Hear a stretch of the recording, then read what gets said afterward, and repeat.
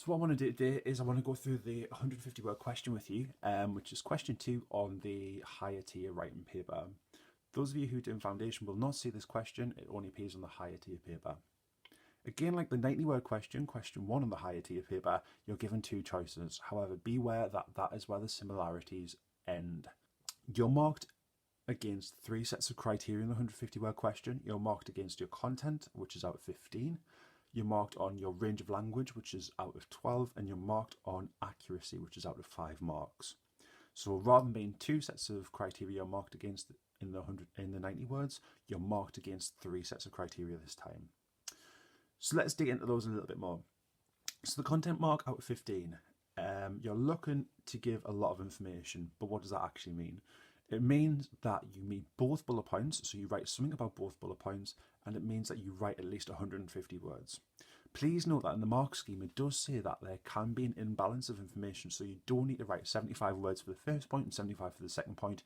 So you could do maybe, perhaps, I don't know, 100 words on one point, 50 words on the other point. So that the spread doesn't have to be equal. What you have to do though is you have to meet both points.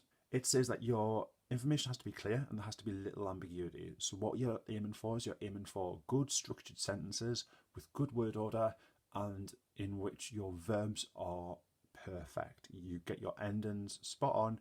Those preterite tenses where you can cause confusion by missing off an accent, such as viajó, he, she, travelled, need to be absolutely perfect. So get those accents and really spend the time on those. And it's looking for justified opinions. Now, when it says justified opinions, alarm bells should be ringing. Opinions means more than one. So you need to give it, the mark scheme says 2. I would be aiming for say 3. And plus justified opinions are a really nice, easy way to get your word count up. Your range of language is marked on 5 different strands. You're looking at your variety of vocabulary, your structures, complex sentences, fluency, and your style and register of your writing. So basically, are you using different ways of expressing things that are positive? So instead of using bueno, are you using fantástico? Are you using fenomenal? Just to shake it up a little bit, not repeating yourself. Your structures, are you giving me a me encanta instead of using prefiero, prefiero, prefiero all the time and repeating yourself? Fluency, style and register, just basically is your sentence order correct? Are you using the appropriate language?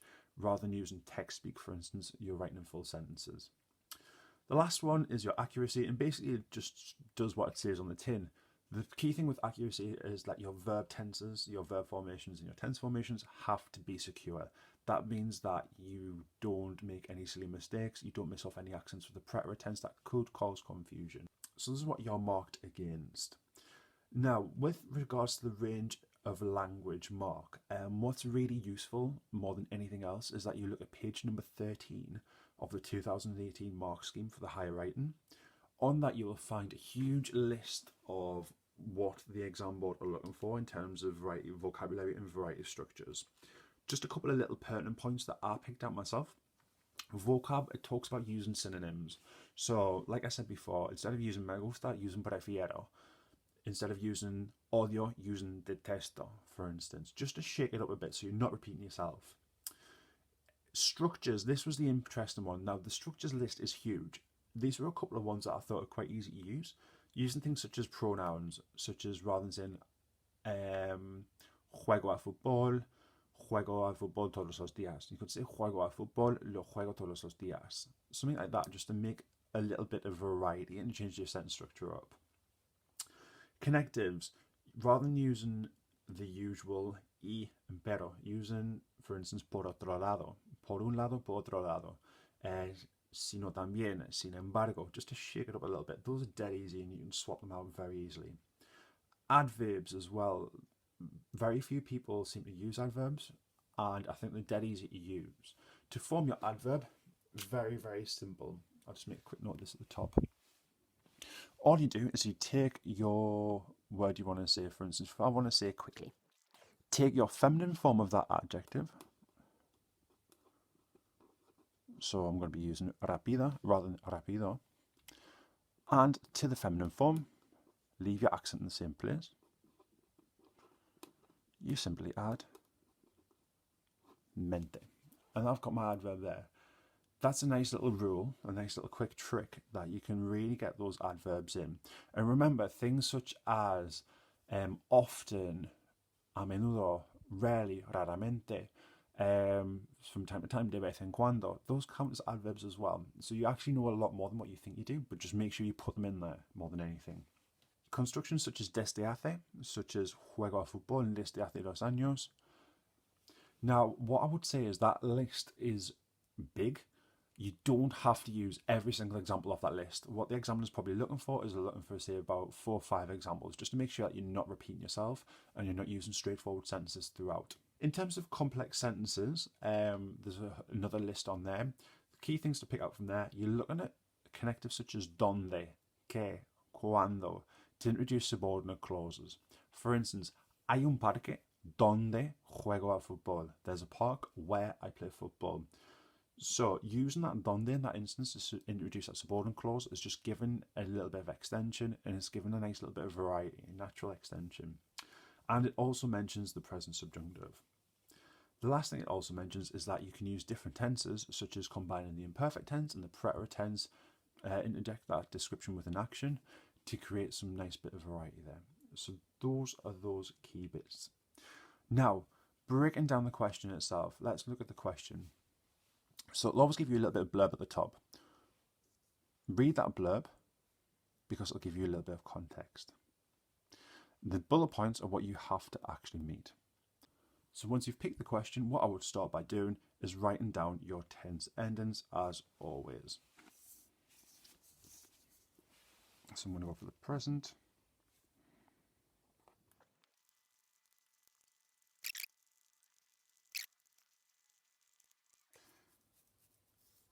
I'll leave it there for the time being. If there's any extra that I want to add, I can always add those at a later stage. So step 1, write down your endings. Step 2, read the bullet points and translate them into English. So, first one.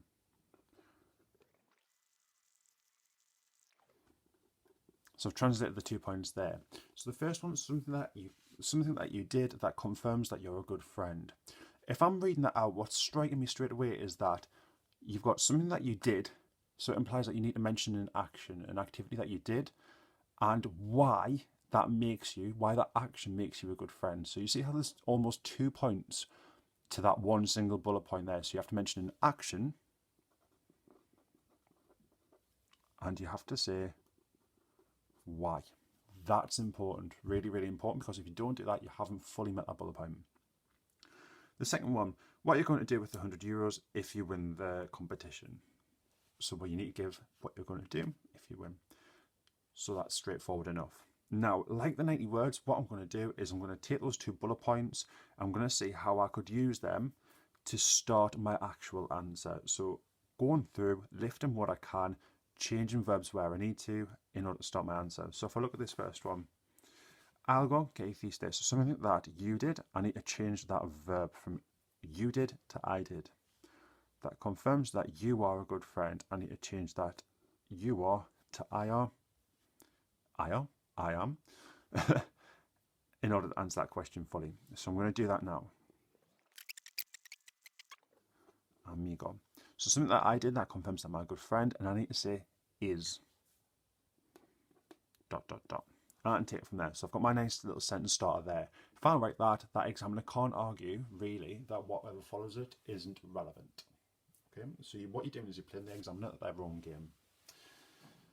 I'm going to look at that second point now, and I'm going to do exactly the same with it. So, what you're going to do with the €100 if you win the competition. Now, I'm not happy with that word order when I'm giving that reply, and I'm thinking I'm going to have to put that if I win the competition, I am going to. Voya. I need to mention the €100. So what I'm going to say, a nice way of doing that is I could say I'm going to use the €100 in order to. And that's how I'm going to start. Voy a usar. There we go. In the exam as well, just be aware that there's nothing in the mark scheme that says you cannot write the digits for the numbers. You can do that. So after I've done this, I've got my sentence starters now. I've got my 10 endings as well, so I can refer back to those all points. I know that my answer that I'm writing is going to be relevant because I'm going to use the sentence starters based on the bullet points that are in front of me. What I want to do now is I want to start thinking of some ideas of things that I could write about each point. So something that confirms that I'm a good friend. So I'm thinking important things could be, for instance, are you there? The verb to help. I could think problemas. So problems that he or she had. Por ejemplo, for example, could think of lost his or her keys. Perdió sus llaves. So I've mentioned the problem, but I'm not really mentioning what I did. That confirms that I'm a good friend. So what I could say, for instance,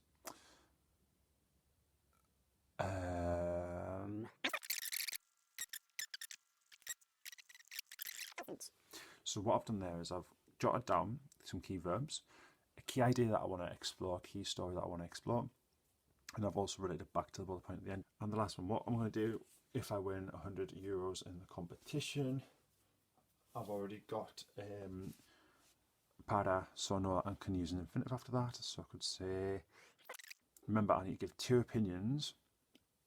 Why? I need to say why. I'm also thinking I could give another thing I would like to do. So I could say go on holiday. Instead of using me gustaría twice, I could also use quisiera, I would like. And I know I can use that as a synonym in order to swap it out. So I've got my ideas down, I've got my endings, I've got my sentence starters.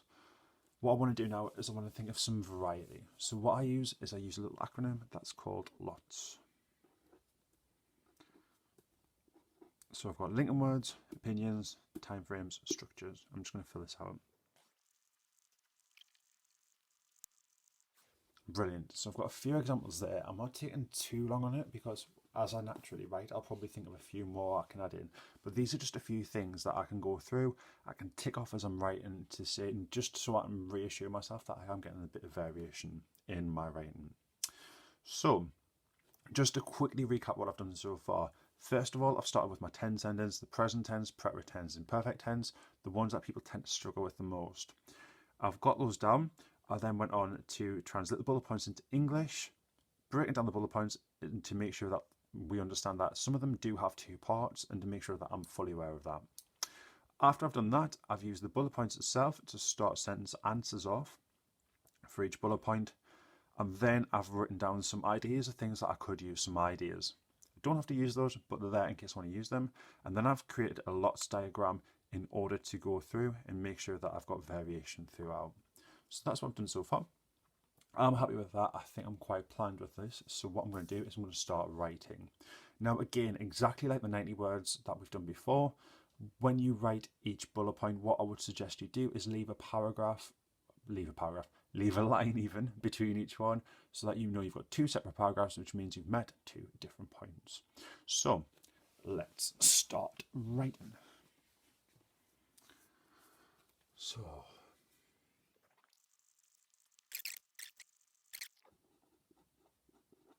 I'm looking at my LOTS diagram. I've noticed I've used, for that time frames to introduce one, I've used hace, which means ago. I'm just going to have a quick look at my tense chart, make sure I've used the we form correctly because I've got my friend and I. Lots of people seem to trip up with that construction, my friend and I, my parents and I. Remember, always think with the subject, basically the person that governs that verb, what pronoun can you replace it with? So my friends and I, rather than saying my friends and I, my friends and I, my friends and I can say we. So that's a good way to check your ending. I'm looking up there, emos, perfect.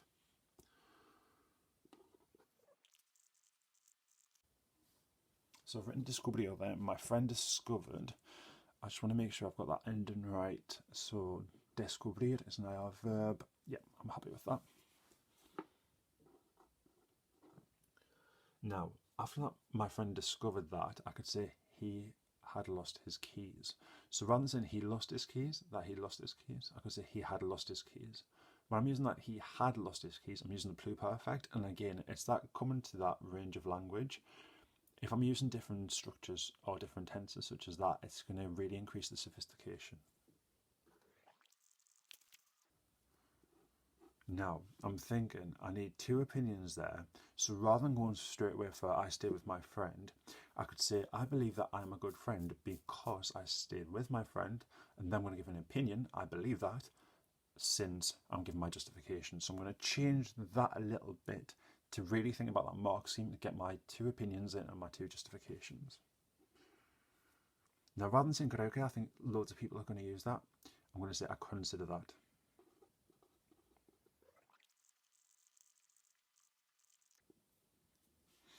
So I've done that. So I've got I consider that opinion.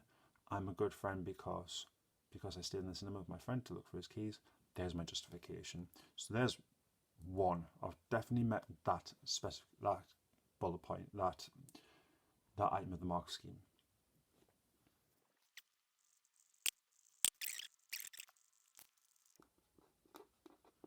Now I'm happy with that. I'm going to have a quick count of my words to see how many words I have got so far. 76. So I'm happy with that. I would consider that point covered. So what I'm going to do is just on my sheet, I'm going to go to it now, and to make sure I'm happy with it, I'm going to put a tick there, and I'm going to leave a line to start my new paragraph. Now, in the same way in which I did it before, what I'm going to do is I'm going to start by using my sentence starter that I wrote down earlier on.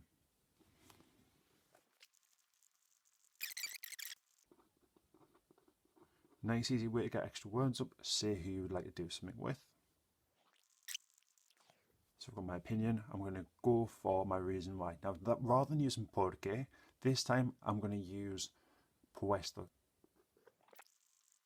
I'm going to use a nice adjective. So rather than saying pretty, I'm going to say picturesque. I'm also going to give an activity that I could use. I'm looking at my lots list. I used puedo earlier on, but I can also use se puede, one can. So I'm going to use that. It's about swapping out what you regularly use and what you would normally use with something that you know that you wouldn't necessarily know you use straight away. No. I'm thinking about the line that mentions the subjunctive in the mark scheme. Have I used the subjunctive yet? No, I haven't. So what I want to do is I want to get in that present subjunctive somehow. Now, the easiest way to do it is do it in a set structure. So one that I always teach my students is es importante que plus a change of subject. So es importante que probemos la comida española, for instance. That could be a nice little way of doing it. But I'm thinking about a way in which to get it in so it fits a little bit better.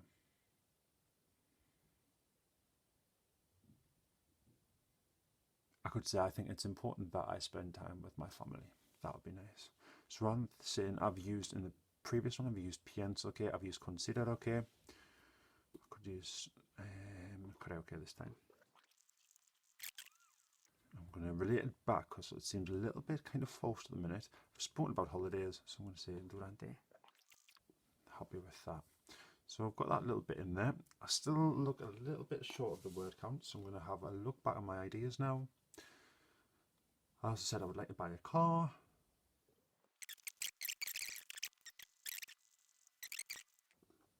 I'm thinking about that future subjunctive, that present subjunctive. I could say when I'm older. I know that's a set phrase that requires that subjunctive. Cuando sea mayor. Now I'm happy with that. So what I'm going to do now is I'm going to quickly count up the words for that. I knew that was 75. Now I'm just a little bit short. So I need to think of a way in which I could add a little bit more to it. I could say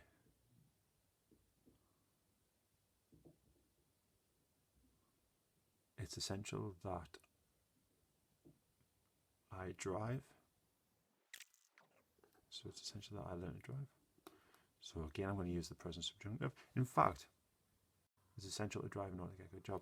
Instead of using subjunctive, because I've already used that kind of S plus adjective before, where I've said, es importante, where did I put it?